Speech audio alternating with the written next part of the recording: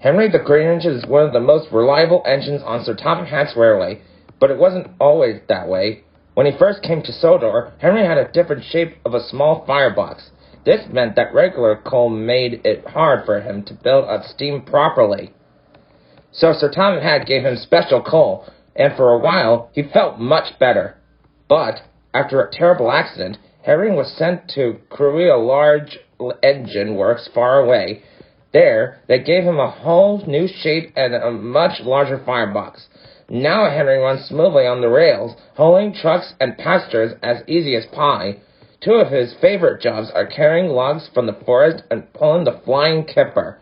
But both jobs can be very tiring and worrisome, especially for an engine who worries as much as Henry.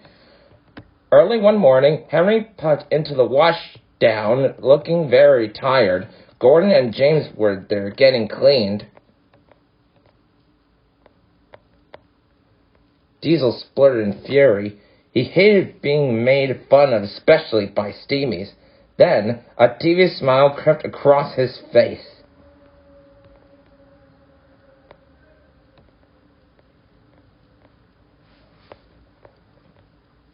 Poor Henry didn't say anything, but he looked miserable. He never told anyone, but he always worried about being scrapped in his old shape, and he did complain a lot back in the day.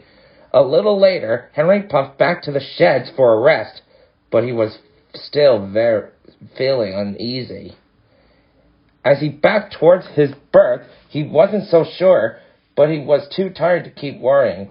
So Henry rolled right into the shed and fell asleep almost before his bumpers touched the bar. However, the next time Henry opened his eyes, he wasn't in the shed anymore. He was at the scrapyard, stuck in the middle of a train, but that wasn't all. Then Henry looked ahead in horror. In the distance, and coming up fast, was the large smelting shed, and all the way in the back of the shed, smiling evilly, Henry knew exactly who it was. Henry begged and pleaded, but it was no use. All he could do was helplessly follow on and wait for the end. When Henry opened his eyes again, he was in the scrapyards. He was safe and sound in the shed, and he was back in his new shape. Henry wanted to tell Sir Topham Hatt about his nightmare, but he didn't want to sound like he was whining again. Henry couldn't help but smile. He loved going in the forest, but Diesel's teasing and the horrible nightmare kept on playing in his smoke box. Meanwhile, at the far end of the forest, Harvey had just finished loading logs onto the flatbeds that James had brought. Henry was feeling a little better, but he was still thinking about his terrible nightmare. He didn't even notice the points ahead were set in the wrong direction until it was too late.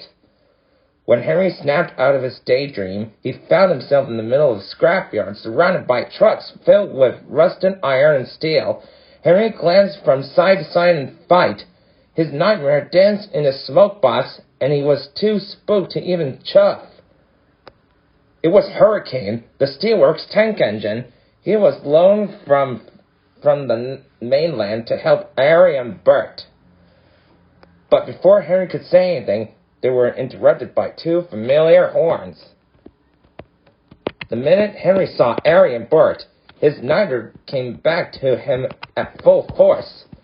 Henry was too frightened to say anything, and instead reversed as fast as he could towards the junction. The flatbeds rattled and shook as Henry raced backwards as fast as he could. He didn't stop until he finally reached the junction back up the line. But as Gordon thundered with the express, he wasn't so convinced. As Henry waited for the points to change, he felt more miserable than ever. He wanted nothing more than to talk to his friends about his troubles, but he didn't want to be a bother anymore. At last, the points were set in the right direction, and Henry was on his way again, but his heart wasn't on it. Despite all the delays, he arrived right on time to the timber mill, but he didn't seem to care. He dropped off the logs and then trundled away insomnambly all the way home. But as Henry made his way home, a nasty surprise was waiting for him. Gordon and James sat calmly on the points outside the shed, blocking the way.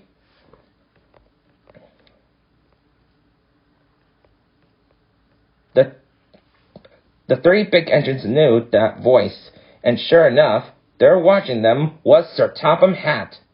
Henry knew he couldn't keep quiet forever. He looked at Sir Topham Hatt, Gordon, and James.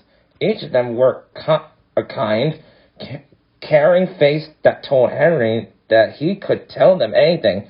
Henry's heart felt full again, so Henry took a deep puff and told them everything. He told Sir Topham Hatt about Diesel's teasing, and then told all three of them about his terrible nightmare and how afraid he was to tell anyone about his worries all day. Once he finished, Gordon and James were horrified. Sir Topham Hatt spoke kindly to Henry. So that night, James pulled the flying kipper for Henry. He didn't like it one bit, but he carried on, knowing that he was being a good friend. And Henry had a peaceful night's sleep without a single nightmare. He knows now that he'll never have to worry about being scrapped, and he now knows that he can rely on his friends, like Gordon and James, to help him through anything, even his own worries.